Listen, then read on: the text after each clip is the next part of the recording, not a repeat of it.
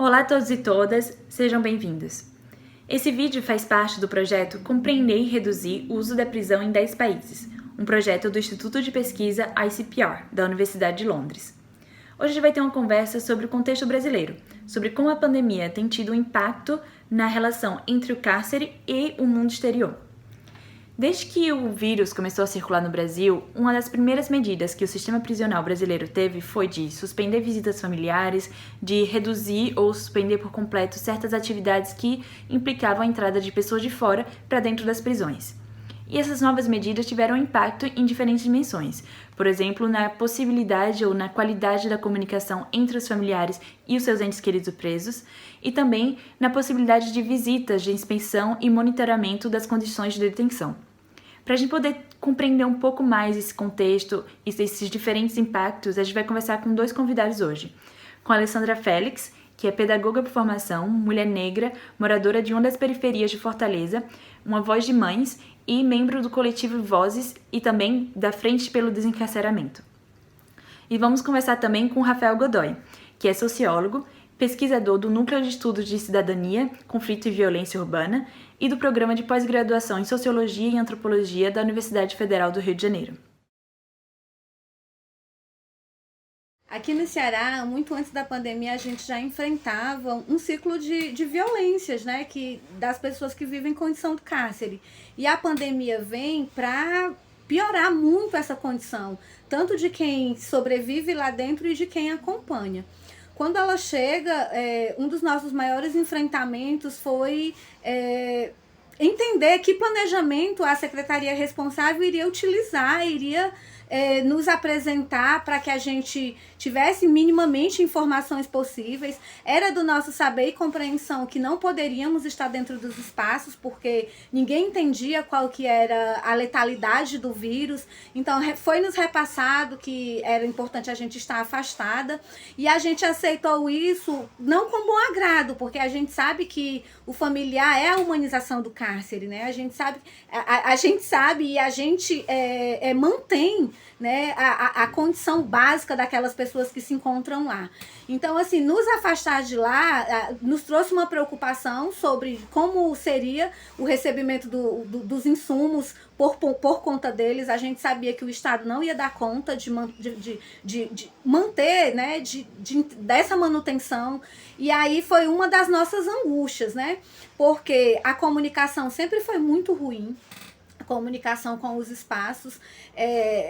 Com a pandemia, isso veio também de uma forma ao qual nos impediu de ter acesso à equipe técnica, né? A própria recepção, aos profissionais da saúde, a própria assistência social, que é uma das pessoas que a gente muito procura para saber de alguma informação. E aí a secretaria nos apresenta um método de e-mail, cartas, né? A gente tinha que mandar cartas. E aí foi uma outra grande problemática, porque as famílias, em sua maioria, não sabiam sequer, né, ler ou escrever, e isso foi muito desigual, foi algo muito que nos deixou numa condição de não comunicação. Em sua maioria somos assistidas pela Defensoria Pública, e quem tinha acesso aos familiares que estavam lá é quem conseguia pagar um advogado particular. Então, assim, dos impactos que a pandemia traz, foi muito isso, a angústia da não informação, saber da condição de saúde das pessoas que estavam lá, a preocupação com os agentes prisionais, porque assim, nós, as familiares aqui no Ceará, fomos afastadas desses espaços, né? E quem teve acesso a entrar lá foram os agentes penitenciários, servidores. Então, se o vírus entrou aqui dentro do sistema cearense, foi levado pelos funcionários, né? Porque nós, as famílias, estávamos afastadas. Então, um dos impactos maior da qual a gente acabou que enfrentando foi esse, a não comunicação, o medo do familiar adoecer lá dentro e a gente não ter a informação da condição dos nossos familiares.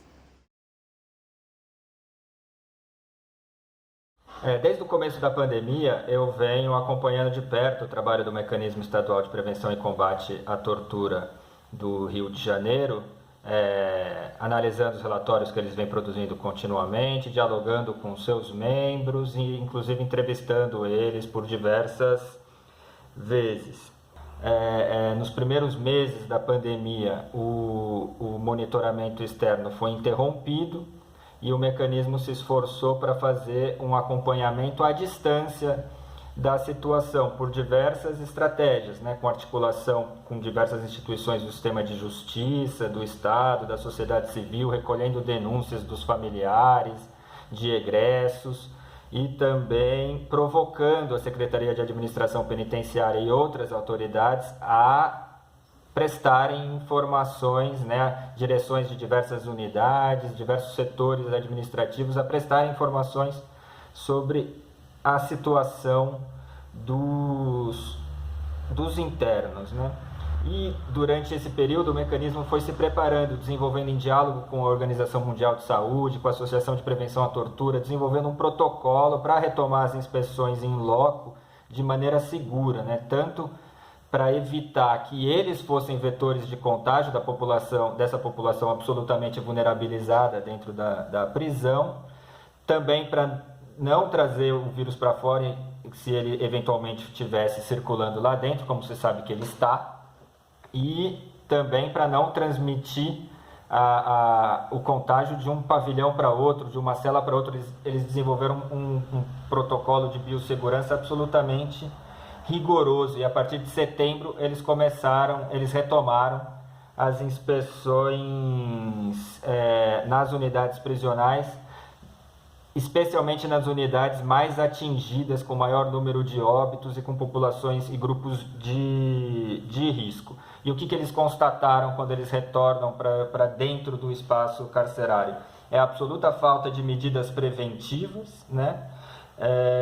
E uma coisa muito importante que eles constataram nesse retorno foi a paralisação de todas as outras poucas e escassas, mas que ainda existiam, medidas de tratamento e atendimento e prevenção de outras doenças. Então eles constataram um número muito importante de gente doente, adoecendo e morrendo por outras enfermidades não diretamente relacionadas à Covid, e que são óbitos e enfermidades e casos que não entram na contabilidade oficial da pandemia, mas que estão absolutamente relacionadas com ela. Quando nós, as famílias, passamos a adentrar esses espaços e ouvir, né, o que eles nos relatam, que a gente acaba que contrapondo a narrativa do Estado, né? Porque o Estado fala uma coisa, a lei ela manda executar uma outra coisa, mas nós, as familiares e quem vive em condição de cárcere, sabe que vivemos uma outra realidade muito perversa. Então, assim, nós, as famílias, a gente não abandona as pessoas que estão lá dentro, porque se em algum momento essa pessoa em sua trajetória ela erra, ela vai para lá para cumprir sua pena.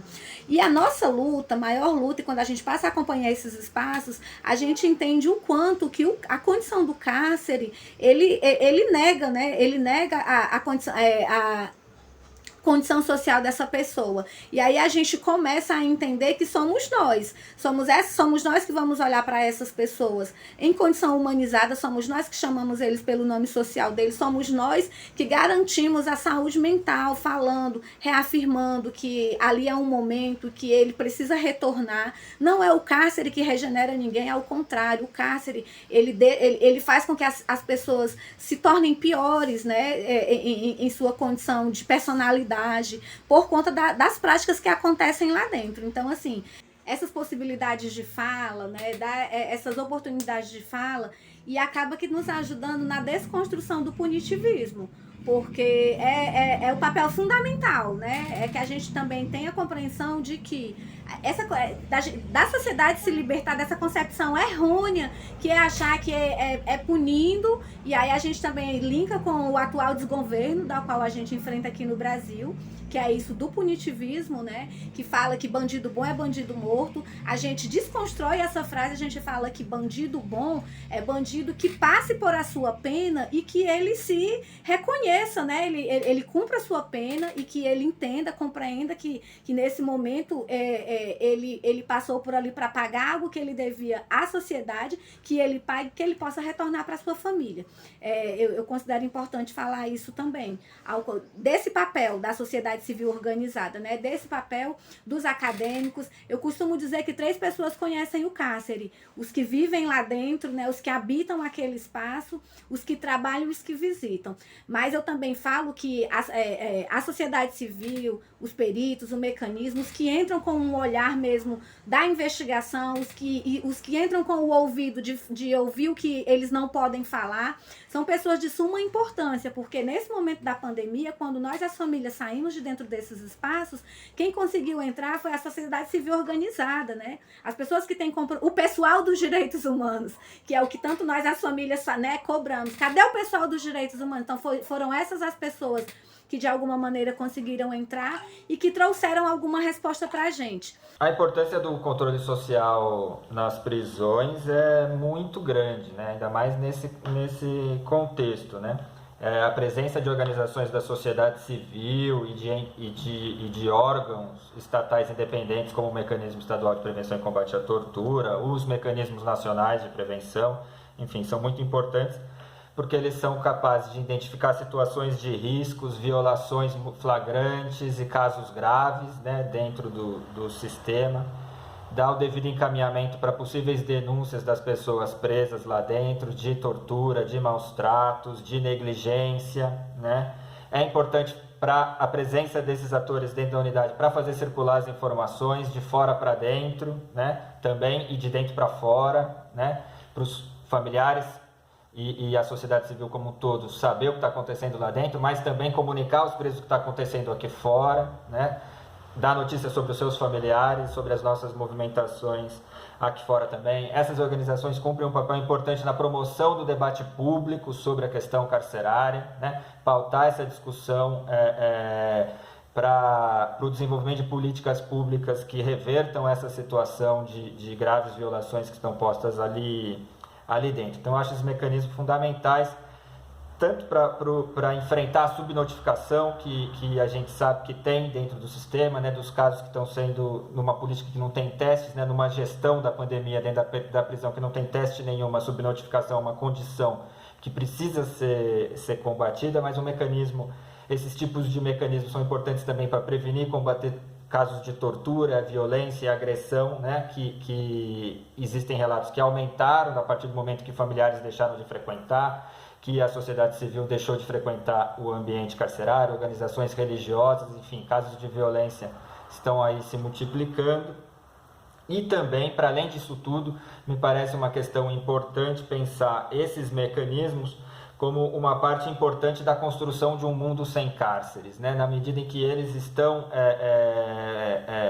documentando e registrando a estrutura carcerária inteira como uma grande máquina de morte, uma grande máquina de tortura e portanto, são peças fundamentais na construção de um mundo que faça justiça de outra forma e não submetendo as pessoas àquelas condições degradantes, né? Eu acho que isso que é uma questão importante também para a sociedade como um todo ter em mente e para os mecanismos que fazem esse trabalho terem em mente também, né? Os membros dos mecanismos, os peritos, sabendo que no limite acabar com a tortura na prisão é acabar com a prisão, né?